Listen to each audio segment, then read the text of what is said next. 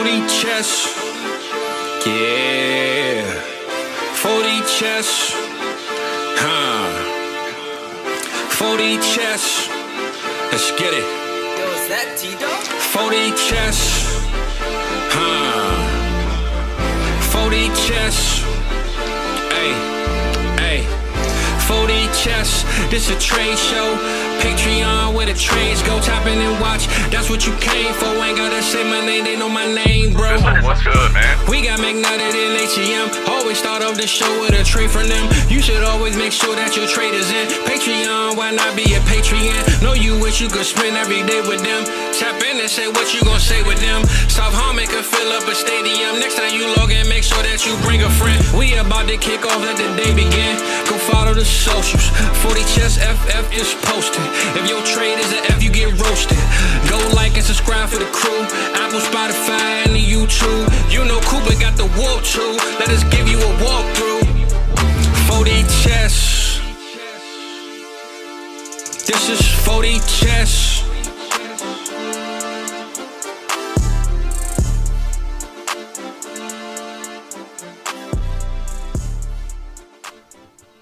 Yeah, what's good, everybody? Welcome back into the 40 Chess Dynasty Football Podcast. Appreciate everybody tapping in with us, whether it's live, your patron tapping in with us on Tuesday night, or listen to the podcast on Friday, which most of you do. But just so you know, if you're a member of the Patreon, you get it live. You get it live. And we are joined by the newest member of South Harmon, Special Kacey. Kacey Kasem, what is up? Hey, I'm so excited to be here. I'm so excited. We are glad you're here today, as Fizzle would say. You know, we are glad you're here today. We got Christian in the building. Awesome. We got Redwords in the building. And CMD says, what's good? Great day to have a day. I couldn't agree more. It is a great day to have a day. It's a great day to have a day. First off, Kacey, I got to ask you, how was the ice hotel? Oh, man. That was so rad. Yeah, we went out there for the birthday, and it was rad. Didn't realize it was going to be, I don't know. I realized it was going to be cold, obviously, but it was a lot colder than I thought. But it was really cool. It's just really quiet. So really? That was weird because there's like no electronics in there. So we had our own hotel room, and it was not the ice hotel. It was like part of the ice hotel, but they gave you a regular hotel room, and then they give you that whole area to go sleep in with the sleeping bag and like all your layers and your little head just covered up. It was an experience. I don't think I'll do it again, but I don't think I'm doing that again. And that's one of those, like, I turned 40 and there you go. Once in a lifetime type deals. You know, you can say you did it. You checked it off. I get sure. You. That sounds kind of crazy. That's the best description ever. Like, it was an experience, and I don't think I'm never going to do it again because, I have a lot of those experiences where I go on vacation and I just do it, and then I'm like, that was fun and all, but I can say I did it. Now I'm done. That's how I feel when my wife asks me to unload the dishwasher, you know, when I'm done. Like, that was an experience, and I never want to do it again. Never want to do it again. I love it. It was real. It was fun, but it wasn't real fun, you know? Babe, go out and shovel the snow. It was an experience. I didn't really enjoy it. I never want to do it again. I'm going to use that forever now. That's hilarious. Casey, that's a goat right there. Hops on within the first 2 minutes. Life advice. Plus, like, snow and stuff, you guys. I don't know how you deal with snow because, like. Oh, yeah, don't get me started. It's terrible. It's a lot of snow here. Yep. It's a shithole. It is. It's a shithole. We get the whole lake effect thing over here. You know, it's fun. A lot of snow. We get like the Texas heat in the summers because it'll get to 103, 104 with 100% humidity. It's miserable. And then in the winter, you know, negative 30 with 4 feet of snow because why not? Nah. It's terrible. It's terrible. It's the worst mix that in with the most corn in the country, and there you have it. You know. There you go. Yeah, and cows and the smell of pig shit in the air all the time. It's great. Who wouldn't want to live here? That sounds like a thing that you say, you know, I experienced it, and I never want to do it again. More so than anything, never. You know? I was born into it, all right? And I just haven't grasped the fact that I could leave. I'm like that too. I was born into the heat, and even though I run hot, I'm always complaining, but here I am. Good. Well, we're going to talk about this one. Just a little bit more of a casual show, but just getting to know you. How long have you been doing content? How long have you been in the game of actually producing, whether it started out as written or audio, whatever your flavor was? How long have you been doing it for? I think 2017 or 2018 was when I first started writing. So I wrote for Fighting Chance Fantasy first, and I also wrote for the Fantasy Footballers. So I did both of those, and I started my podcast, Get Real with Kacey Kasem. I started that in 2020, like a lot of people started things in 2020 because there was nothing else to do, and it just kind of became something that I was really interested in and had never podcasted before, just guested on people's podcast and took a shot. So there we go. 2020 was a big year for all of us. For Yeah. many Yeah. reasons. Yes. That's when I really started being a degenerate in the Dynasty space, right? I dabbled in it. But 2020, you're right. Like, you had nothing else to fucking do, so... Yeah. Hey, what do I do? At the time, it actually felt like a lot, Adam. Just think back to us. Our relationship started, Adam and I met in 2020, right? Oh, damn. So, not in person, online, Yep. online boyfriends. Yep. That's what my wife thought he was my girlfriend for the longest time. We Swear were, to God, yeah, just, my mistress. when somebody messaged you so much, you figure there's got to be something more, but there just wasn't. It was just fantasy football, I think it would have been less embarrassing to tell her that it was actually like a girlfriend and like I was messing around on her than to be like, no, I'm just being a super nerd talking about. No, yeah, it's this other dude. He also lives in the Midwest in a boring state like Ohio, and this is what we do. We just message about football. I don't even know what he looks like. That's Might not even awesome. be I real. love it.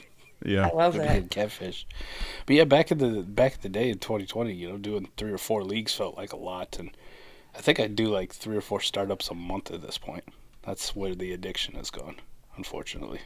It's terrible. yeah, yeah. 2020, like, so at the time I was in an apartment with my wife, and she's teaching high school Spanish, right? So literally every 45 minutes, she's just repeating the same lesson over and over and over again, and I'm stuck in the bedroom, and all I can do in there, I'm supposed to be making cold calls for work, and I can't do that while she's yapping like that. So I'm just in there watching, as many videos as I could find possibly on Dynasty and fantasy football for the majority of the day. So you do that much consumption, buddy, and all of a sudden your brain doesn't think about anything other than Dynasty fantasy football.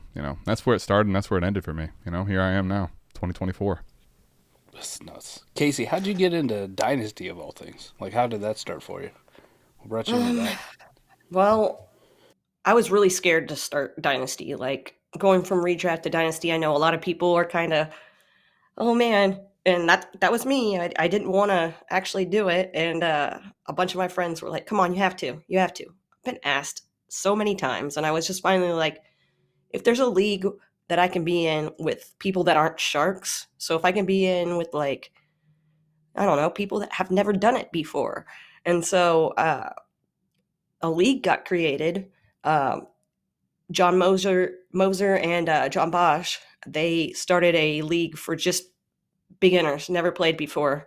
And so that's how I kind of got started, which was interesting because going into it with a bunch of people that don't know what they're doing, it was a lot different than how the Dynasty leagues are that I'm in now.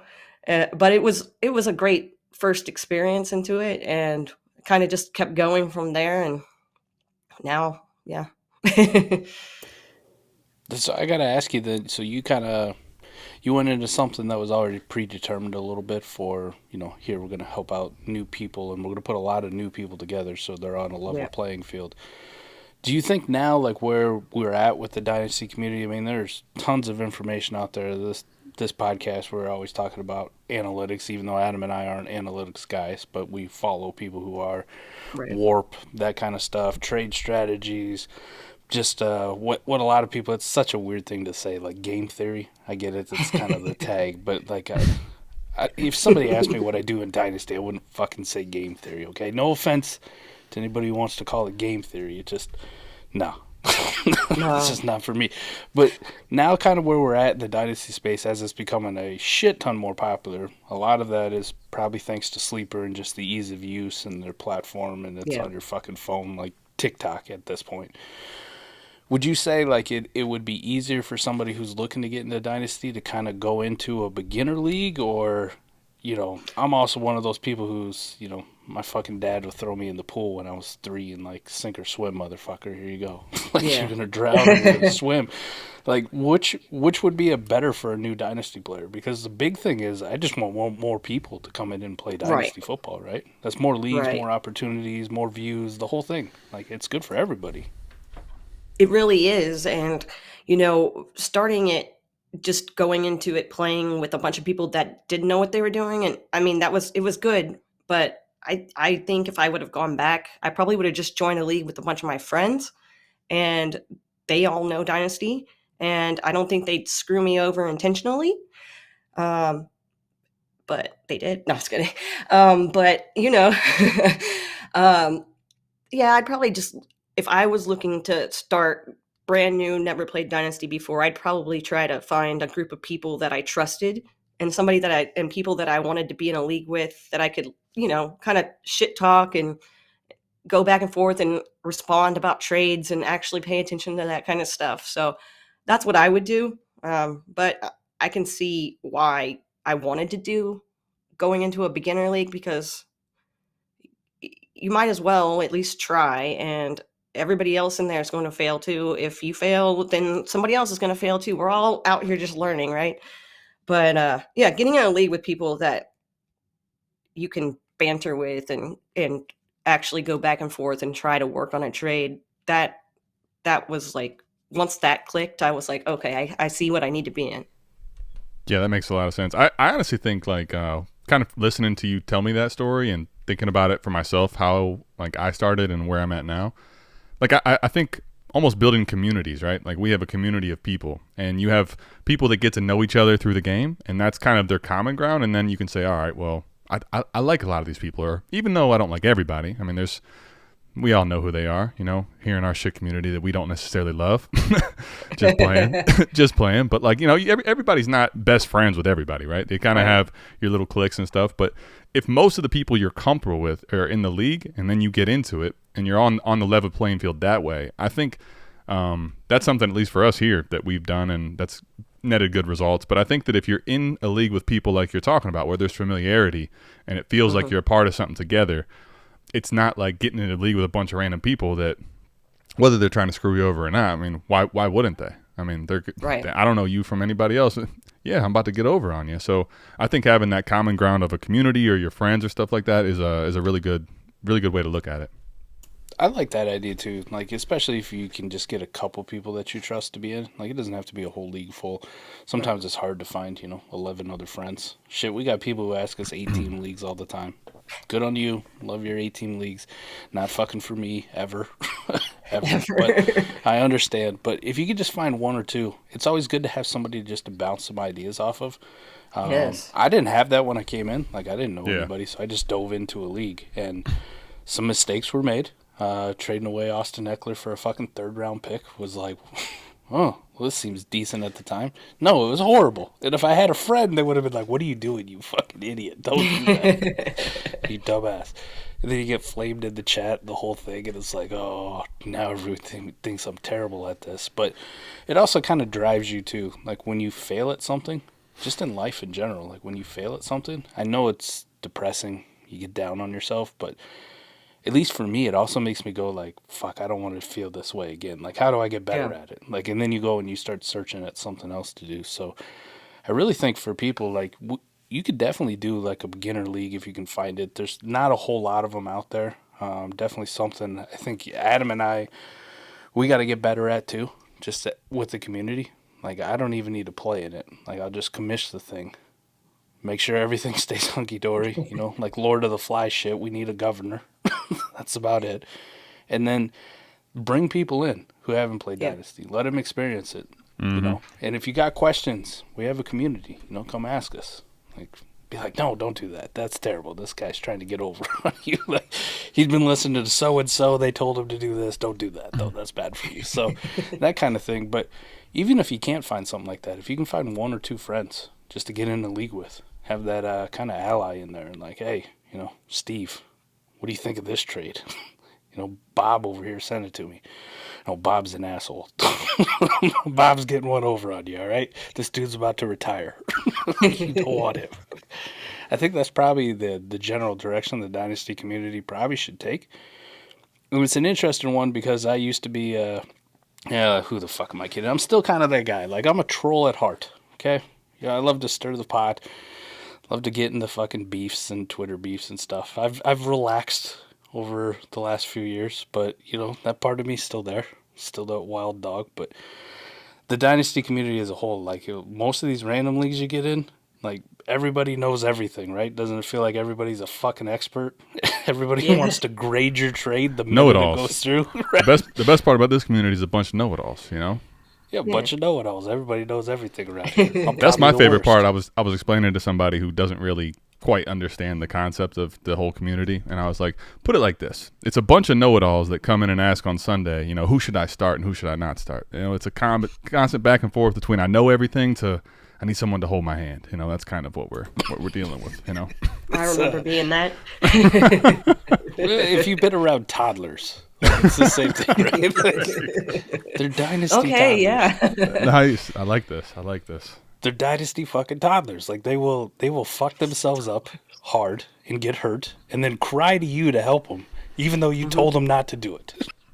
And then guess what? We're running right back. We're jumping off that thing again, Yeah.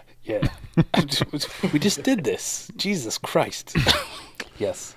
But this one's different. I can tell you, this one's different, I would say, though, that it's a good topic and definitely something you should explore because it can be scary to enter the Dynasty League.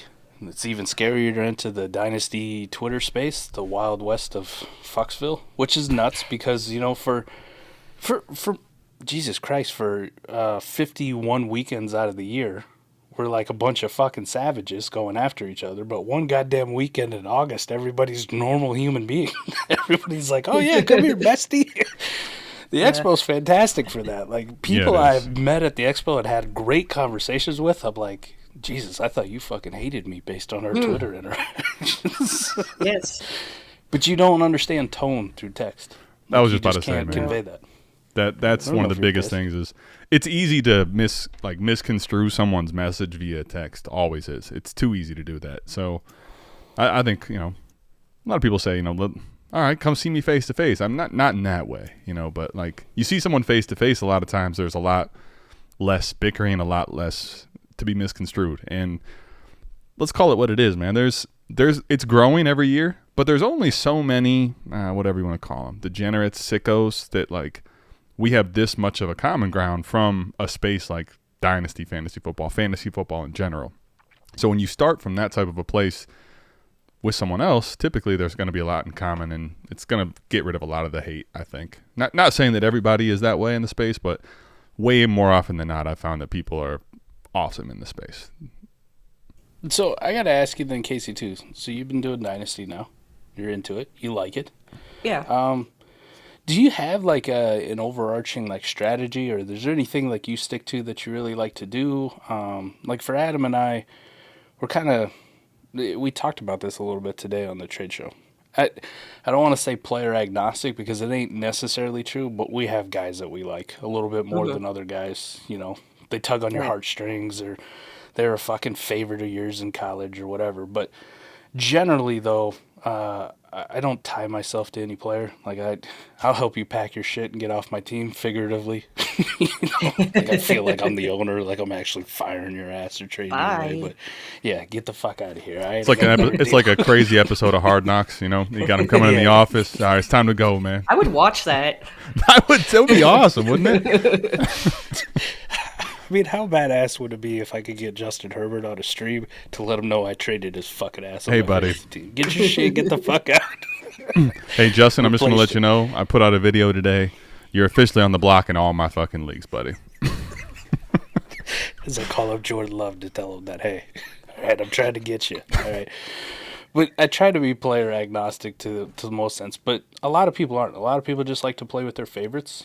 They have a team or whatever that they like. Yours happens to be the fucking Cowboys, which we'll get over, I promise. I was born here. What do you fucking want from me? multiplying.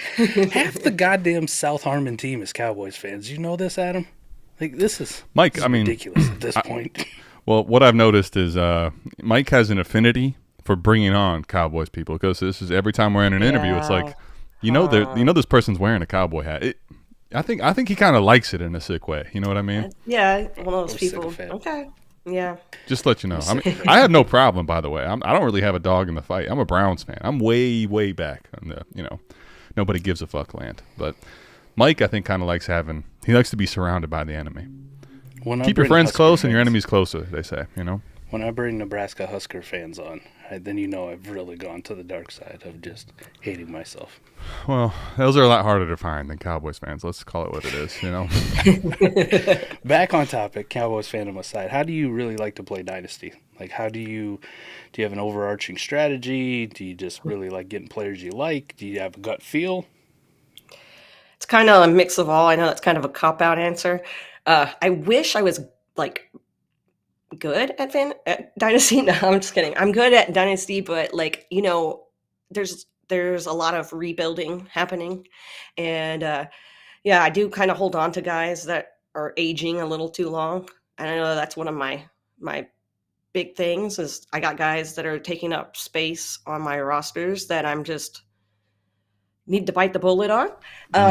So that's how I am. And then I do get favorites, and then like you end up with like Jamison Crowder on your team for like forever because you're fandom towards the player, right? So yeah, for sure. But, like, it's really fun because I play in a lot of leagues with people that are in the fantasy football industry. So like the trading part of it's fun because we just go back and back and back and forth and back and forth and back and forth. And that's kind of like, I didn't know how much I enjoy trading. That was one of the things that kind of scared me about starting Dynasty was like redraft. You don't really trade a whole lot in redraft unless you're in one of the fun leagues, right? So, but no, I don't really have a strategy or anything. I wish I did because maybe some of my teams would look a little better than they do. But then again, they might look worse, so... Yeah, I mean, well, trading in general, I think is if you feel like you get rapport with people in trades, I feel like that alone can be a strategy. Like I just want to see if I can trade with people that I have discourse with and find our differences and go to that value. I think sometimes just if you can say that I'm trading almost more frequently than others, as long as you're not losing the majority of those trades, even like we say, you win 65% of trades more. You're cleaning up. So as long as you're willing to go out there and make trades and talk with people, I think you can find the common ground. That's a big start. See, it's a different thing for me too when we look at this for Dynasty because we have to acknowledge there's different levels of Dynasty players, and when we do a podcast, Adam and I are kind of just overarching. Like we just here's the general theme, or we get context specific on certain ones, but a lot of it too, the lens that I approach Dynasty from is going to be far different than the average Dynasty player, right? You're going to have 1, 2, maybe 3 leagues total.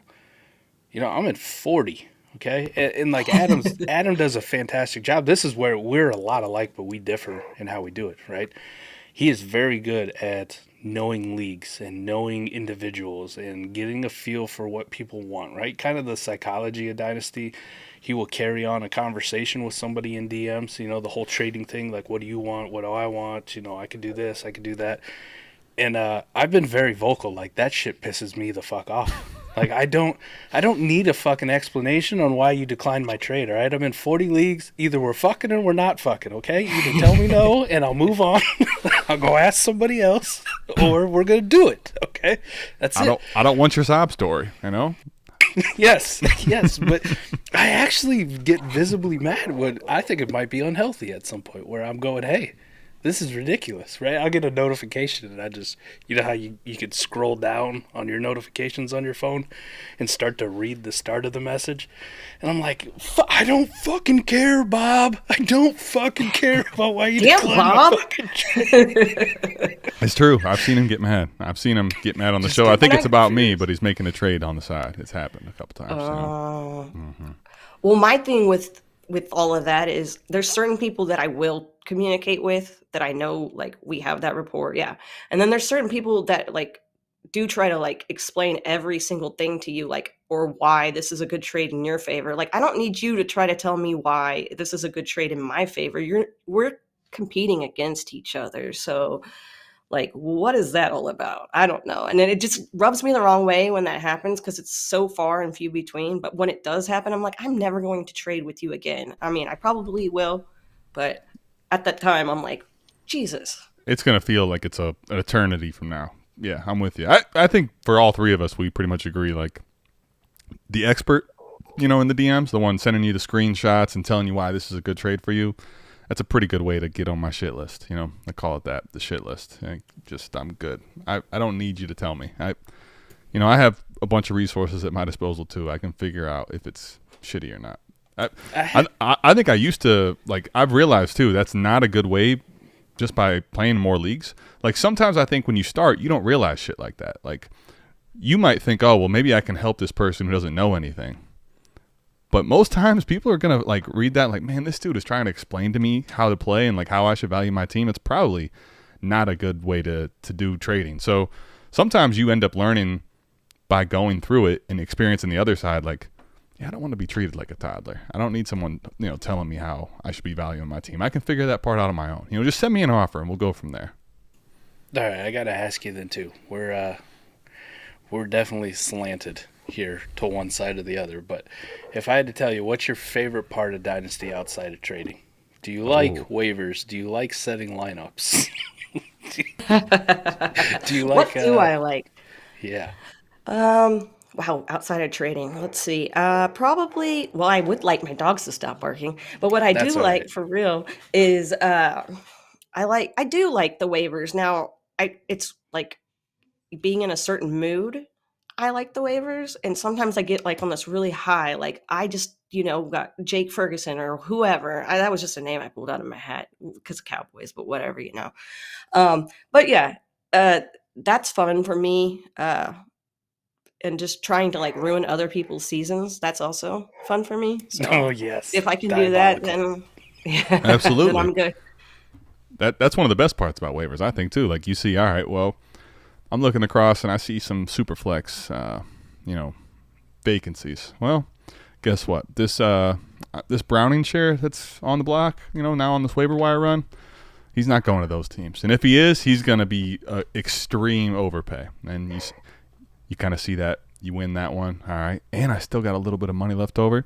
Guess what happens next week? We can do the same thing again. I'm definitely with you on that one. I love that thing. Like, people think non-playoff teams, and maybe in redraft, okay? Maybe in redraft, but in Dynasty Leagues, non-playoff teams should have access to the waivers the entire time for just this exact fucking reason. Right? Like, if I can't win, ain't nobody going to win. Nobody can win. Well, eventually somebody's going to win. Somebody I'm can, gonna make but it difficult. make it as difficult as possible. Yeah. Yeah, if I'm miserable, y'all going to be fucking miserable with me. I'm going to block you every way I can. If someone's shoving me into the pool, that Mike analogy, like you just get thrown in the pool, figure out sink or swim, I'm grabbing people on my way down to make sure that I'm not the only one going into this pool. That's the way I look at it. Mm-hmm. It's always fun ruining somebody's season, especially when they've been so cocky about their team. I love it. Sometimes it's better than. It's not better than winning, but sometimes it's a nice consolation prize. There you go. Extremely close second. I can get behind that. Definitely. So how is your shit talk game? Like, how is it? Like, what do you got a personal style? No, because I'm super nice, right? Yeah, I'm so nice. So like, I can't do that. No. My shit talking more in my home league, just because like it's a bunch of people that I've grown up with or known for a really long time or whatever. Like, just talking shit to them is second nature. And then with everybody else, I kind of just join in when everybody else is doing it. I don't think I'm the best shit talker, but I mean, I can hold my own. Adam can attest. I'm really good at GIFs. That's probably about it. Or like maybe a super witty comeback, but GIFs are my favorite, right? Yeah. I don't have to type out a figure, so typing sucks anyways. Yeah, we just find a GIF. It tells you to fuck off. I mean, they say a picture is worth 1,000 words, and then GIFs are moving pictures, right? So it's worth a lot of words, 1,000 times a few. For me, it's like I've kind of realized that Mike definitely has the edge in GIFs. I like to drop some good GIFs when I have them, but to me, it's like if I'm I'm a lot more quiet for the most part, right? I just kind of go about my business, and I just wait for the opportune time, right? And then when that happens, I hit them with a little bit of humiliating words, kind of witty, maybe throw in a GIF, and just like someone that isn't talking, but then all of a sudden you see maybe they've been reading or whatever, and then bam, they just hit you over the head. It's like, oh shit, that fucking sucked. But you know, that's kind of my shit talking game these days. You know, I realize the big guy's going to beat me in gifts if we just keep going at this thing over and over. So I kind of a little more sparing when I hit it. Gifts and championships. You know, 7 last year for me. It's a rough year for me. Oh, Yeah, and that's a rough year. How would you get, Adam? 1. And guess who I beat? Just check. Guess who I beat? I mean, I this is my favorite part, right? When you set yourself, it was like, Yeah, imagine you saying I had that bad of a year. Now imagining you're talking about how good your year is, but you got that ass waxed by me, and I had a terrible year. So all of a sudden, like, that year really gets put on a different pedestal, I think, when you bring it to that level. We had 25 fucking leagues together. You beat me in one goddamn league. How many did you beat me? You're How like many did you beat me? You're like the fucking Jamaican bobsled team. All right. I guess so. Well, I mean, hey, listen, whatever makes you feel better at night. All I know is that thing was over the moment you were facing me in the championship, my friend. Yeah, you're like an episode of Cool Runnings. Shout out Disney, started in 1996. I feel bad though because we can't do any gifts right now, so this probably isn't the best place for the shit talk, I guess. All right, Casey, I got to ask you then too. It's rookie season. Like, what do you do in your dynasty leagues kind of around this rookie season? Is this a dead period for you? Are you trying to gather all the information you can about college guys? Do you pay attention to college football at all? Like, are you a college football fan? No, and that's the thing that I was also thank you for bringing that up. That was another reason I was scared to start playing Dynasty, was because I don't watch college football, and it's a choice, but I've tried, and maybe I'm just not doing it right. But yeah, I try to gather as much information. I really am like the person who pays attention to like the draft and does all that stuff. So I at least know names and where they went. But yeah, I try to just listen to people such as you guys who can give me the information that I need, and then I can take that information and form it into my own little ideas and stuff. And I've found that has worked in most of my, like, any of the leagues that I'm in. If I pay attention to the right stuff, take notes, kind of just go and look and see if, what I'm hearing is, is this just one person telling me, or is this a bunch of people telling me, and who should I listen to, and all the decisions that come with that. But at the end of the day, you get all that information and you just come up with your own kind of plan. I love the way you kind of just said that, because literally for Mike and myself, that's how we got started with, and where we started messaging each other, like we're dating or whatever you want to call it, right? In the DMs was like our weird, fucked up process that at the time, and still even now, is extremely eerily similar. Like, we have some differences. We're humans, but like so many of our ties and process were so similar, and we found out that it was from kind of doing exactly what you just like illustrated, the way you just kind of phrased that. But we'll listen to a lot of different sources, right? So we may have a lot of different creators that we're kind of gathering information through, whatever their strong suits are, and then we put it into our process. And that's kind of if you say you're listening to us today, the reality is we took a ton of the process we have today, kind of our own version of copycatting it into what our view is. And I think the reality is, because we have so much information out there, there's so many different people that do great work on different parts of the game, and it's becoming more spread out. Like, people are going to have a niche in Dynasty of just being draft guys or being whatever their niche is. And that's, for us, like, the process that we have as a whole is from really just consuming all of that and deciding who has good processes and who doesn't, and what really clicked. Like, oh man, that really resonates with me, and I think I can put it in my process. Or some of it's like, you know what, man, that specific thing you're doing, I'm good on that. But a lot of the other stuff I like, so I'm going to put that into my process. It's interesting too, right? So you live down in Texas. You're a big Dallas Cowboys fan. How long have you been in Texas for? My entire life. So 40 years. Wow. See, and I always had this thing, like, Texas, like, it didn't matter the level of football. everybody's just psychotic about it.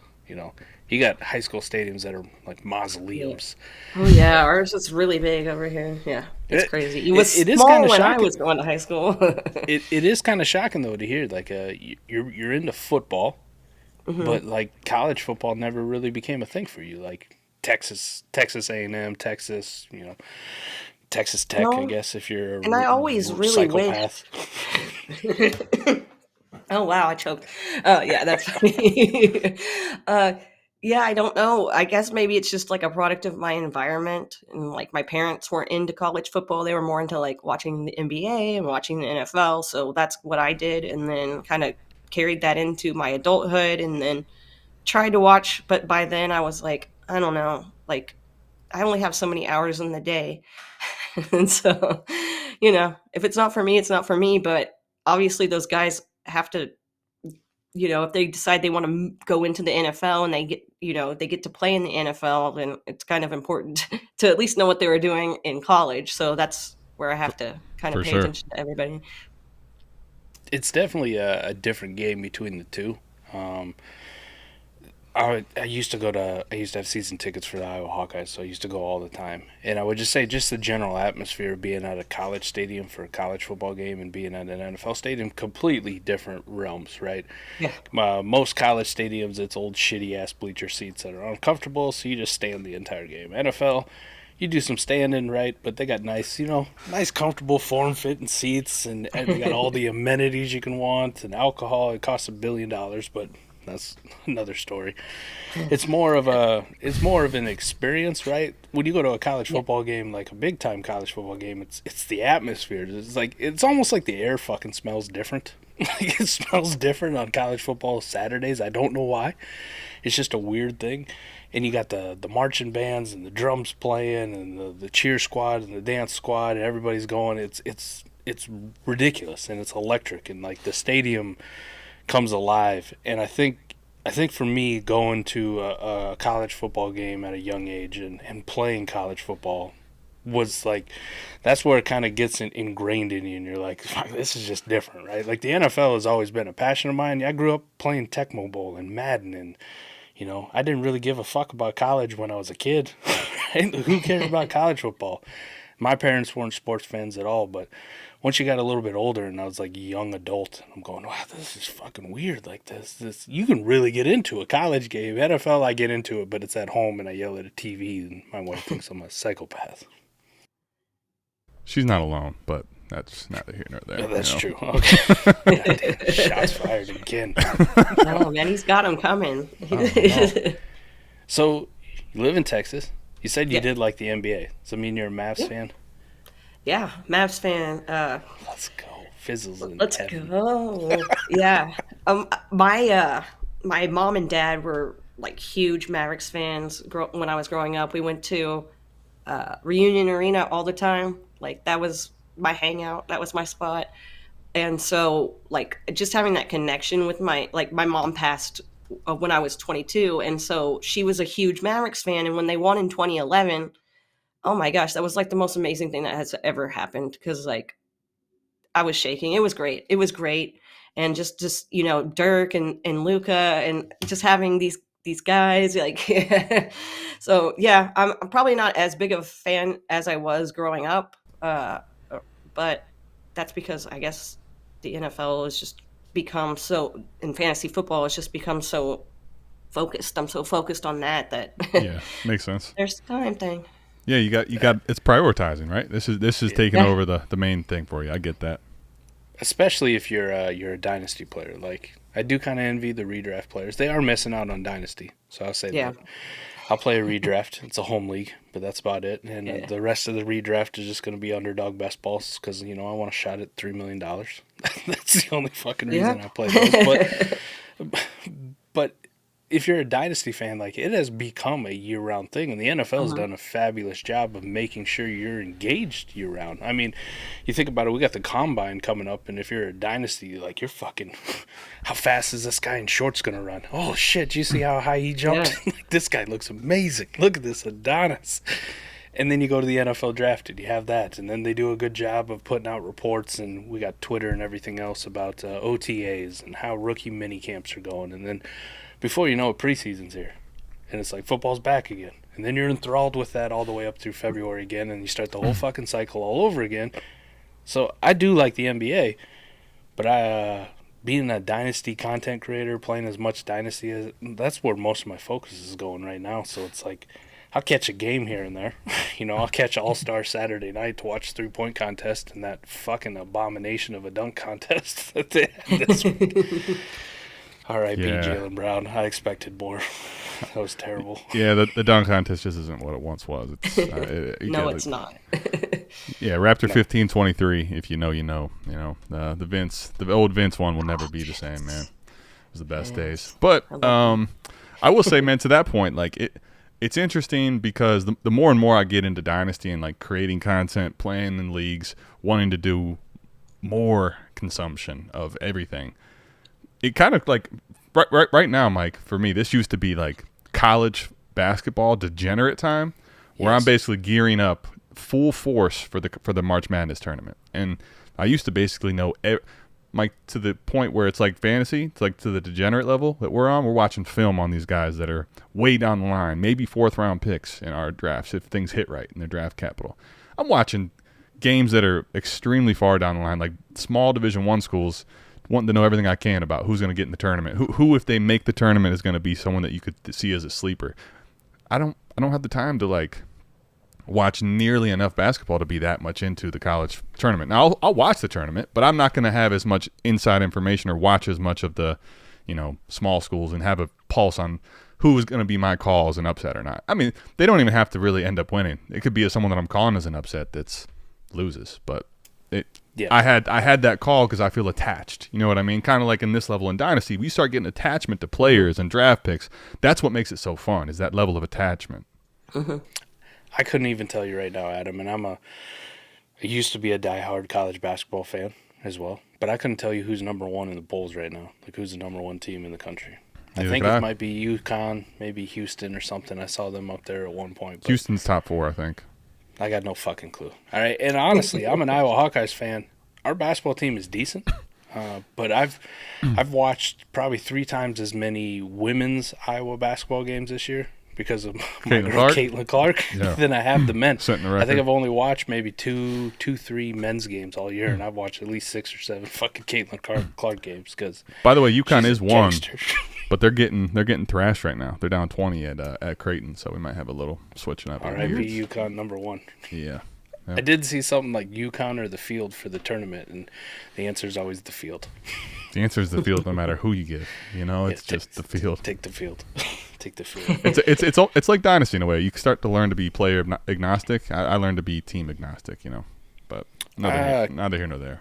Kacey, have you done any Dynasty best ball at all? I did do a Dynasty best ball league. See, I say I did because sometimes leagues fold and sometimes I don't want to come back to the leagues. So I've done them before. A couple years ago. I don't remember exactly when. I enjoyed it.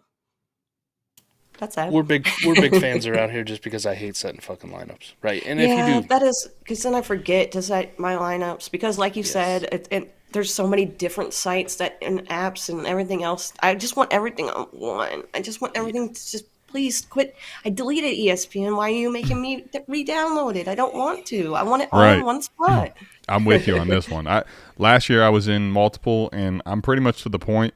Like, unless it was a really special league like Scott Fishbowl or something, like I'm basically only playing in leagues that are on Sleeper. But I'm already having to cut down leagues. All right, so like anybody on the excess stuff, we're trimming the fat this year. All right, if you're on MFL, like RIP. You could have the dopest format in the world. It could be awesome, but you lost me when you introduced yourself to MFL. Like, that's just the way it is for me now. I'm with you. I want to be on one platform. I want to make this thing simple, All my Dynasty leagues. I don't mind using MFL for a startup, right? To do a proxy auction. That's different. That would be fine. Which have you ever done one of those either? Like a proxy auction? Do you know what that is, Kacey? Oh, it's a game changer. So kind of think like, have you ever bid on anything on eBay? Yes. Okay. You know how like you put in your max bid, but it doesn't go right to your max bid, right? Let's say it started at $5, but you put in this thing's worth 50, right? So proxy bidding on MFL, which is fantastic for them. Sleeper doesn't have this shit. They need to get their fucking act together. But there'll be theoretically multiple nominations. I was just gonna say, theoretically, think about it like this. Let's say there's I don't know who you want to use. We'll use a Josh Allen. Okay, so I'll put $100 as my max bid, and Mike can hit 10. Now the bid that's showing $5 went to 10, but it say you didn't outbid this person. Go up to 20, go up to 75. Someone goes up to 99. Then eventually you hit that $101. I'm no longer the top bidder.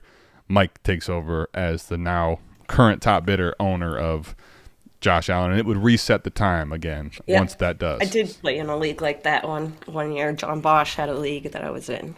Nice. Yeah. Those are my favorite way to do auctions. It's a blast. Other than doing them live, but fast live ones are fun as hell, but you got to get everyone on the board to be at one time.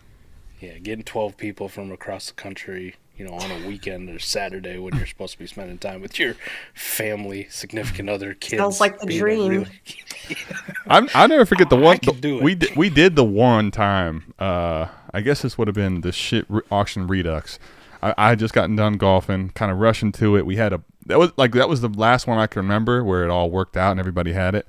I remember Rip was talking shit. Like, they're memorable, but it's few and far between where you can get a whole league really like, hey, 3:00 Sunday, we're all in, bidding starts, and we're going after this. It's fun.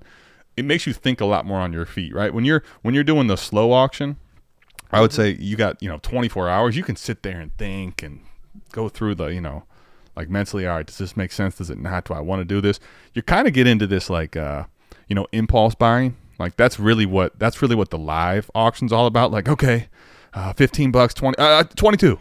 Oh shit! I think I totally fucked up now. Like I think I totally overbid for this Najee Harris share. But it makes it fun that way, The last one we did that was live, Casey. So this is 2 years ago. We're doing the startup.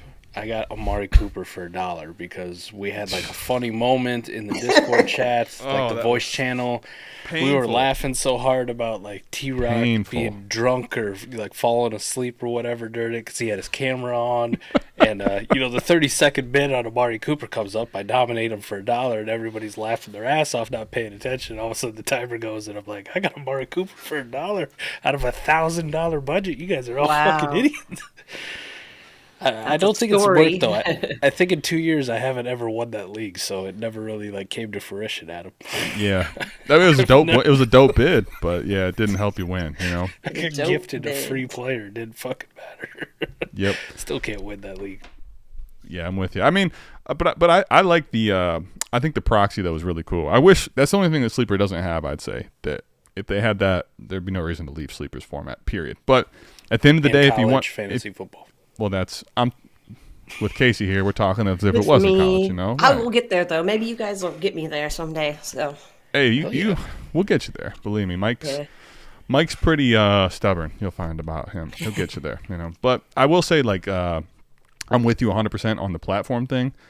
As I scale up leagues, it's already hard enough for me to set all the lineups and get everything dialed in. Like, I want it on Sleeper. All right, I want it on one format. I want it on one platform. So I guess to me too, when you start playing in more leagues, I kind of have found that nothing compares to Sleeper for me either. Like I'm pretty set in my ways as far as Sleeper being the best platform. And like other people may be different. I know some people are very, very in on MFL, but I'm with you on. I'm with you. Yeah, I'm with you.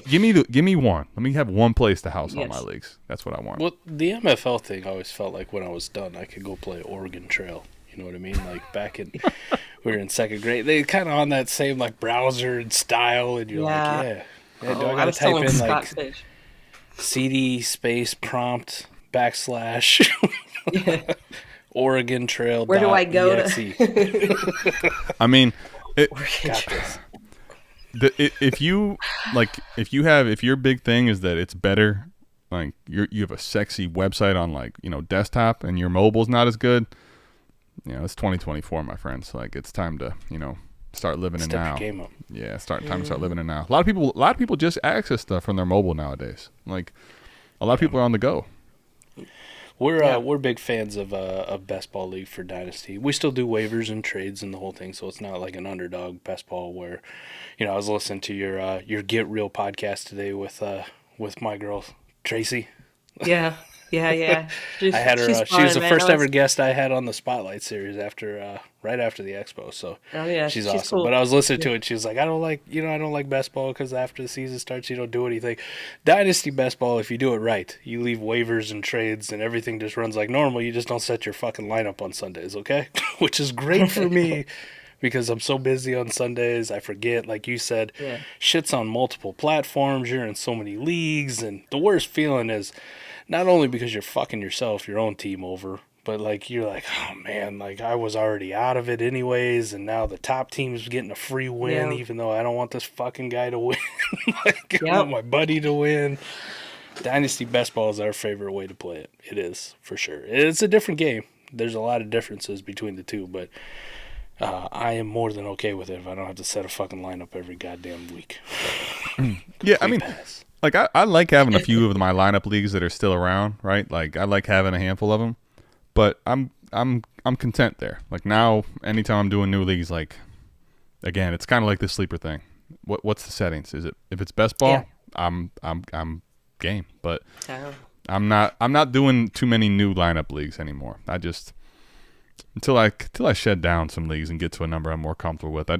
Again, it'd have to be something really special like Scott Fishbowl or something that, I couldn't say no to for me to take a lineup league on right now. Yeah, I get behind that one. And luckily, Casey, Scott Fishbowl. Oh, sorry, I was going to say luckily Scott Fishbowl is sleeper friendly now. So. Exactly.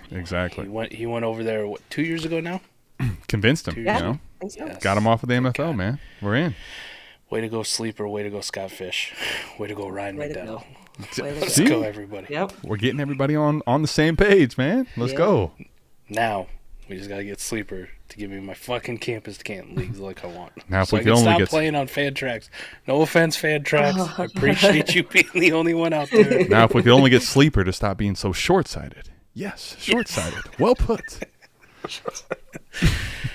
I just wanted to give me the Catalina fucking wine mixer ad. That's what I want. All right? Let's do it, man. Pow! Pow! Are you saying pow Casey, or pa? We do have a shit ton of Dynasty Best Ball leagues. So if it's ever something you want to dabble in. Oh, yeah, I'd love to. We got orphans. Okay. I like orphans. Because they're already fucked up. I didn't fuck them up. So you can't be blamed. The cool part about picking up an orphan team, I will admit, and I will admit I have one of these, is like when you don't make it any better after 2 years, you can kind of just say, well, it's a fucking orphan. What did you expect? This team sucked, Yeah, right? I just tell people my teams are orphans. Just, yeah, that's what happened. Blame it on the owner that's left for like 3 years ago. You see what he left me with? Come on. Jeez. You sound like every president who's taken over ever from like another guy who does every single president ever. Like, right. Imagine not my fucking fault. Look at what the last guy did. Whoever the new president, right? Did you see what Biden left me with? What I left? Come on, what do you expect out of it? Biden goes, look what Trump did. Trump goes, look what Obama did. Obama goes, look what George W. did. It's a whole lot of finger pointing, It's a whole lot of finger pointing. I'm gonna try that at work from now on. Not my fault. Look what this the guy that you fired before I got here. It's all his fault. Listen, you hired me. I'm still trying to fix his mess, though. Yeah. I like that. His takes time. I love that. Yeah, it does. It really does take time. I mean, but at the same time too, like what's fun about the orphan team, in my opinion, is like I think it makes you better. It makes you a better like dynasty, kind of assessing dynasty because it's easy when you draft and it's your team and you have your specific player values you drafted. But when you come in and you have like you're trying to clean up a mess, whether how big a mess it is or not. Like it makes you really start assessing things from different angles because this is the team of assets that you have. And typically you don't have as good a rapport with everyone else in the league as the other people that are there do. So on both fronts, I think it's challenging in a good way to take an orphan on. That's the way I'll say it. So we're going to get out of here real soon. But Kacey, so incredibly excited to have you on the team. It is so great to get to talk to you. Can't wait to get to do this more. Kacey will be doing her own content. We'll make an announcement whenever we find out what that's going to be. What that's going to be? when it's going to be, etc. When it's going to be, etc. Right. Soon. We're mixing her into the fold here, right? She's Here going we through go. this crazy transition, all right? You left a real Oh job. my God, I left to a real pursue a job. dream. Oh my gosh. And I'm like, every day, I'm like, it's going to get better. It will. It will. But It will. Just being at home it just feels weird to be at home. I feel like I should be doing something out. I know that feeling. I really know that feeling. I do too. Yep. this is where I go, like, Adam, you've been at home all day. Why the fuck didn't you get this done? Yeah, exactly. What? I'm out here grinding. That's another I'm out here problem. grinding, man. You know, I'm out here doing it. It's like Fizzle says, I fix everything, man. What do you want me to do? It's You know, everything. Everything. CD. Everything. But the Get Real podcast that you do, absolutely incredible. Everybody can go support you there for sure. Spotify has an incredible option too. If you want to throw a little money at Kacey, help her on her journey here, much appreciated. Definitely do it. And I was really hoping it didn't fucking work out in time, right? Snail mail. That's how it fucking goes. Fuck you, United States Postal Service. For real. I But- know. Oof. Oof. Casey's got an incredible new store. We're selling shirts. I did Yeah. buy a few, and I was hoping to have one tonight, but rock. Yeah, I bought Oh. some too, and I'm waiting because I'm like, bruh, when you start doing research on like making t-shirts and doing all this stuff, because like I've had Canva Pro for like ever, and I just make random shit on my phone. There you And go. so I was like, oh, I can use my computer and actually do stuff. And then I'm like doing all my research, and I'm like, how do you know if the print provider is going to like not screw you over, right? So I'm like, Mhm. fingers crossed. No, but for real, I am so happy that you purchased them, and I'm looking forward to, being able to clothe the people in the fantasy football world, and hopefully see a couple of them out in Canton. yeah, I will have For some. sure. Trust me. And I'm going to need them because I tend to spill shit, food, Yeah, drinks, other things that shouldn't come out of you that do. I was I go gonna through say a lot of shirts. if there's a problem with the shirt in particular that Mike has, it's not gonna be the print quality. The print quality would be It the will least not of the be the worries. print You quality know? at all. Okay. But I was hoping it'd be here. I did see Yeah. you do have a promo code too, so you can hook the people up with that if you want. I'm a savage though. Like, I ain't taking no fucking discount. I pay full boat. I don't want no handout. I'm like Mike Gundy. I'm a man. I'm 40. I pay it. Oh man. What's the Yeah. what's the website where you can check it out? I did hear it on the Get Real podcast. Oh, today. yeah. You have a real website. I have a real website that takes you to the Etsy store, but Yes. I put a real website so that you could just get there. Yes. It's Sunday Dreamers Club. So like Sunday and then Dreamers and then club.com, because we're all looking forward to Sunday. We're all dreaming about good times and good in life too, We're dreaming about, these are dreams. I have dreams, so here we go. Yeah. I personally, as Mike said, I can attest to this. Like my dreams of Sundays ended up being better than my actual Sundays this year. I only won one league, so definitely Sunday Dreamers Club. And we had a good time on the recap show. Like, we had a good time on the recap show. Oh hell yeah, we did, dude. Sundays were awesome, but still my dreams ended up being a little better than my actual Sundays. Other than that Halloween show that you did where you tried to scare the shit out of me. Oh yeah, don't worry. That was just a start, buddy. We're gonna can't get wait. worse every year. Son of a bitch. You can check out Kacey. Go check out the Get Real podcast. If you ever wanted to know what the inspiration was behind the South Harmon spotlight, it's this girl right here. Over here. Jesus, I'm always fucking bad at this camera thing. It's like a On mirror. the You got to go screen, the it's on opposite. the right. Yeah, I know, right? Actually, I'm like, yeah, which fuck way it, is whatever. what? Right here. All her good conversations with all the content creators, everybody in the fantasy space out there. Inspirational to me, especially. I used to listen to the podcast, but then getting to hear your story at the Fantasy Football Expo, which, if you're a member of South Harmon, you already fucking know how big the expo is to us, and it's just as big to Kacey. It's such a good fucking time. So, Shit School back in service this year. We will have the shit Airbnb. The Shit School will be back again. So if you guys can all make it down, that'd be incredible. You got a place to stay. T-Rock on the grill. T-Rock on the smoker. Cooking up that good stuff. Like Say always. But less. That right there is, in and of itself, is one of the great things. Speaking of dreams, that's a dream of mine too. The expo. go check out what Kacey's got going on with the Get Real podcast. It is so good. Go check out the store. Sunday Dreamers Club. Sunday Dreamers Club. I got it. Sunday. Yeah. I'm going to fuck this up. I swear. I've been drinking too much already. I can tell. But go check out what Casey's got going on. Again, I'm so glad to have you on the team. I was probably more nervous. I didn't even call it an interview. Meeting with you for the potential of you doing content. Then probably you were being the interviewee, I guess, technically. I don't know. Fucking boomers, man, with their weird terms. Fucking boomers. Fucking boomers. Always. I can get behind that. We are both elated to have you on the squad, so appreciate you being here. I appreciate it. I'm so excited to be a part of it, and I can't wait to like figure out what we're doing, and we're gonna do it, and it's gonna be awesome. And Yes. We're still figuring out what we're doing here, so just don't worry about it. We'll get you there. I'm sure you'll get us there. Frankly. Yeah, yeah. You guys are awesome. I'm so excited. Appreciate that. All right, Adam. It's time for you to do that thing with the Barry White voice. It's time to do that thing that we always do, which is just when your league mates are playing chess, play 4D chess. And on that note, Mike, it's time to bounce out of here, buddy. It's time to go. We'll see y'all same time, same place next week for the 4D Chess Dynasty Football Podcast. We love y'all. We're out of here. Peace. Peace.